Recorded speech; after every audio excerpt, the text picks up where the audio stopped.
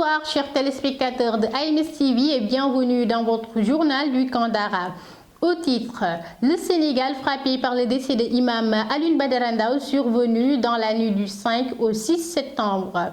Au quatrième jour du Kandara, la formation est axée sur la sourate Nour, versets 11 à 24 et la purification comme cours de fiqh. Le camp ado à son tour propose des activités de loisirs aux enfants. Pour la rubrique découverte, c'est la salubrité qui est à l'honneur.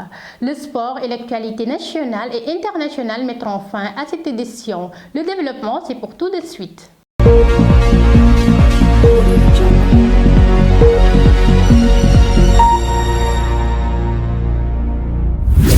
Merci de rester connectés sur les ondes de AMS TV. Comme annoncé dans les titres, le Sénégal et toute la Oumma islamique en deuil suite au rappel à Dieu de l'imam Alioune Badara Ndao survenu dans la nuit du 5 au 6 septembre des suites d'une courte maladie.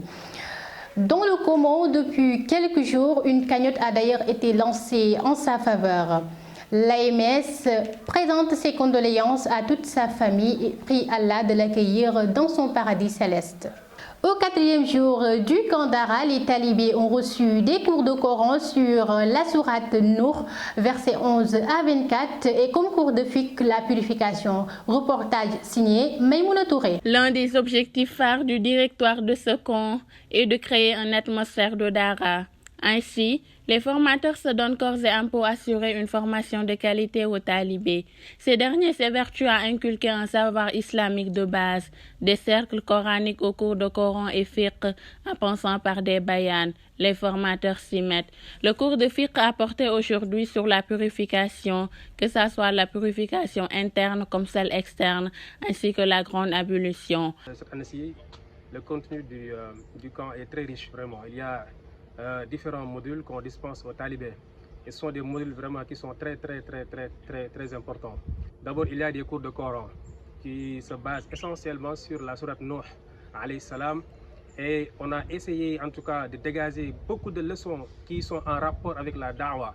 Et aussi on s'inspire beaucoup vraiment sur la prédication de ce prophète Nuh alayhi salam qui a enduré beaucoup de temps pour appeler les gens vraiment à la vérité. Cette année-ci, on a choisi quelques thématiques de la vie du prophète alayhi salam, que ce soit Sulh al-Hudaybiyah, qui est vraiment un serment ou bien un pacte très important et qui est très remarqué dans la sira du prophète alayhi salam.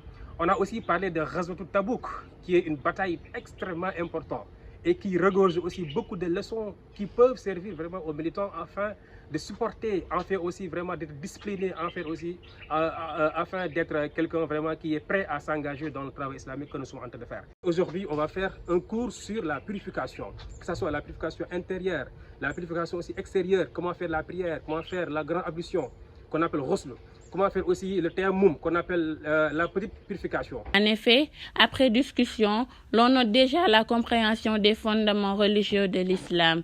Chers talibés, le temps est précieux et comme le disait l'autre, le présent, c'est la seule partie du temps qui soit réelle et palpable. Maïmouna Touré, depuis le UFR. La petite catégorie prise en compte dans ce camp d'Ara avec des activités de loisirs, l'épanouissement des enfants reste la préoccupation des encadreurs. Écoutons le reportage de Nafissatou Seck et de Mamoudou Dian. Le loisir contribue à part entière au développement psychique aussi bien chez les adultes que chez les enfants. C'est dans ce contexte que l'AMS, Association des élèves et étudiants musulmans du Sénégal, a établi un calendrier d'activités de loisirs islamiques pour la petite catégorie afin de participer à son intégration sociale.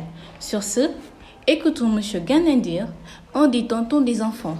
La capacité de concentration de l'enfant est différente de celle de l'adulte. Donc c'est pour cela, si on veut inculquer aux enfants donc certaines valeurs, si on veut inculquer aux enfants une bonne éducation, donc on ne peut le passer que par le divertissement, que par le jeu. Donc c'est pour cela donc nous essayons bien de mettre en pratique donc des chansons, des activités qui vont permettre quand même de faire passer le message que nous voudrons donc au sein de ces enfants. Pour le programme d'épanouissement qui a été mis en place, chaque jour nous faisons des chansons avec les classes de chant. Ensuite aussi, nous avons une nuit culturelle. Donc, nous avons 2 classes de chant durant la journée. Et nous avons aussi d'autres activités donc, qui vont nous permettre, que ce soit avec les tontons et tatas qui sont des responsables au niveau des chambres. Donc, il y a aussi les activités sportives que nous organisons chaque matin. Donc, tout ça entre dans le cadre de l'épanouissement des enfants. Il faut vraiment bien encadrer des enfants, donc il faut avoir deux visages. Donc, le visage sérieux, le tonton ou bien la tata qui est là devant les enfants. S'il montre un visage sérieux, donc les enfants vont suivre ce visage sérieux-là. Donc, on peut quand même, par exemple, si on fait une classe de chant le matin, donc à la fin de la classe de chant, on a un cours islamique. Donc, juste après la classe de chant, on essaie tant bien comment de changer un peu nos visages, d'essayer de communiquer avec les enfants, afin qu'ils puissent comprendre que si on leur dit il faut faire ceci, donc ils vont essayer de le faire. Même si l'on sait que vraiment, durant les cours, il peut y avoir des enfants qui seront distraits, mais à chaque fois, on essaie de les faire revenir à la raison. Mais aussi, ne pas trop les concentrer, c'est-à-dire on ne fait pas un cours de 45 minutes sans pourtant qu'il y ait des phases de transition, afin de permettre à l'enfant de se distraire un peu, et ensuite de revenir. C'est dans cette même logique que les propos de Mohamedou Sanoussi Danso et Adja Bintoundou Sané, élèves de la coordination régionale de Dakar, affirment l'importance de leur épanouissement ressenti durant ce camp. Bonjour, je m'appelle Mohamed Sanoussi Danso. J'ai 12 ans. Je suis en classe de 4e et dans la section scolaire de Dakar. Ici, c'est comme une grande famille. On apprend 1001 choses, comme la fraternité, ne jamais salir l'environnement et comment se comporter avec ses aînés comme avec ses cadets. Et comme chaque jour, on s'entretient. Je m'appelle Adja Bintoundou Sané. Je suis âgée de 11 ans et je fais la classe de 6e. J'habite à Dakar, plus précisément à Rufisque. Ado est génial et ils sont très créatifs. Et aussi, on apprend beaucoup de choses, comme la fraternité, des histoires de prophètes, des chansons. Et aussi, ils nous apprennent à nous lever tôt à 5 heures pour prier. Très génial.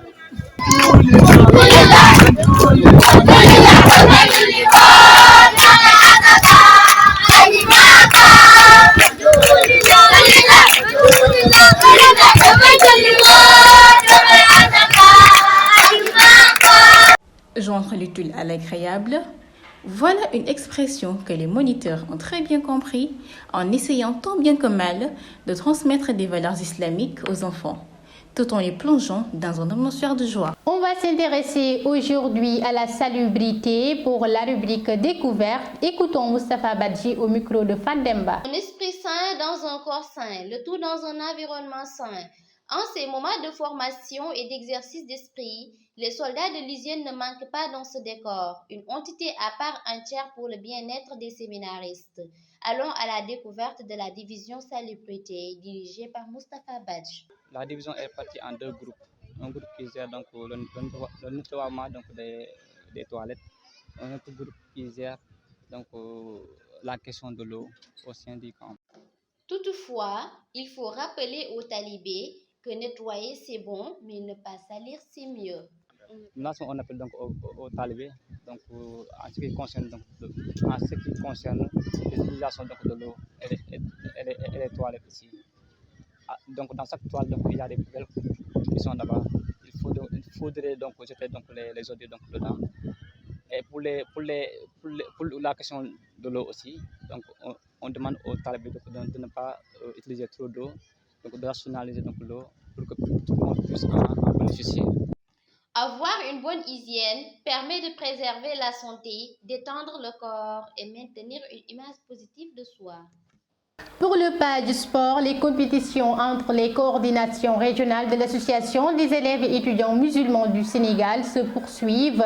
Balle au panier pour les sœurs, football pour les frères, un peu de fitness était également au rendez-vous. Suivons le reportage de Ndeye Sokhna Ndaw. Toujours dans sa dynamique de garantir à ses talibés le bien-être moral et corporel, les activités sportives ont repris ce matin avec des séances de fitness chez les frères comme chez les sœurs afin de démarrer la journée sur de bons rails. Une certaine importance, les échauffements et étirements ne sont pas à négliger.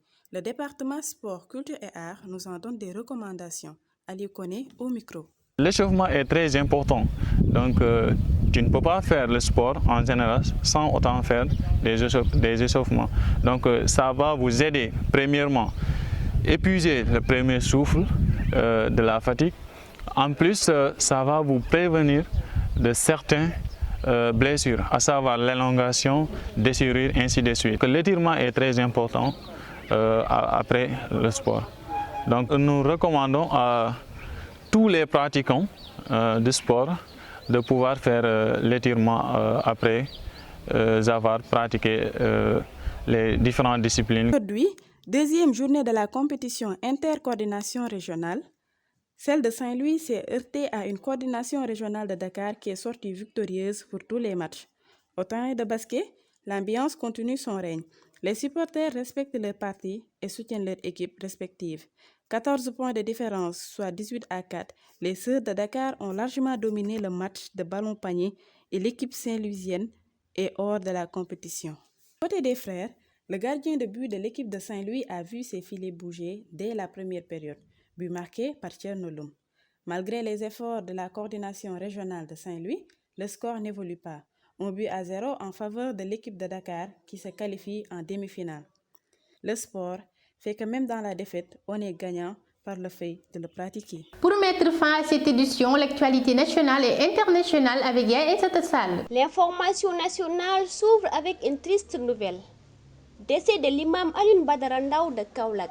L'imam Alioune Badara Ndao a finalement rendu l'âme cette nuit de lundi au mardi des suites d'une courte maladie. Il était admis aux urgences de l'hôpital Fann de Dakar. Une cagnotte a d'ailleurs été lancée pour les besoins de ses soins, informe Seneweb. Adieu, cher imam, puisse le Très-Haut vous élever au rang des plus nobles habitants du paradis. Richard Toll. Plusieurs blessés dans une explosion à la CSS. Une cuve de produits inflammables a explosé à la compagnie sucrière sénégalaise. Le produit en question pourrait être de l'éthanol. L'explosion a projeté la cuve de plusieurs mètres. Les combustions ont fait plusieurs blessés. Ils sont transportés au centre de santé de la compagnie pour les soins. L'explosion a aussi causé des dégâts matériels chez les populations environnantes. La direction générale de la CSS a convoqué une réunion de crise, informe l'Observateur. À l'international, traversons la Manche pour le Royaume-Uni. Liz Truss, la nouvelle dame de fer du gouvernement britannique, élue par les conservateurs britanniques pour le poste de Premier ministre, elle succède à Boris Johnson. L'ex-ministre des Affaires étrangères s'est imposé par son programme riche, promettant des baisses d'impôts face à la crise économique qui secoue le pays. Sa rencontre avec la reine à Balmoral, prévue ce mardi, fera de Truss officiellement le Premier ministre de la Grande-Bretagne. À l'Afrique orientale, focus sur l'actualité au Kenya. La Cour suprême du Kenya a confirmé lundi l'élection de William Ruto à la présidence, rejetant ainsi les recours déposés par Raila Odinga, figure historique de la politique kenyane qui avait dénoncé des fraudes. La plus haute juridiction nationale a confirmé les résultats annoncés le 15 août par la commission électorale indépendante. Le vice-président sortant, William Ruto, reste vainqueur d'un des scrutins les plus serrés de l'histoire du Kenya avec environ 233 000 voix d'avance sur Raila Odinga, soit 50,45% contre 48,85%.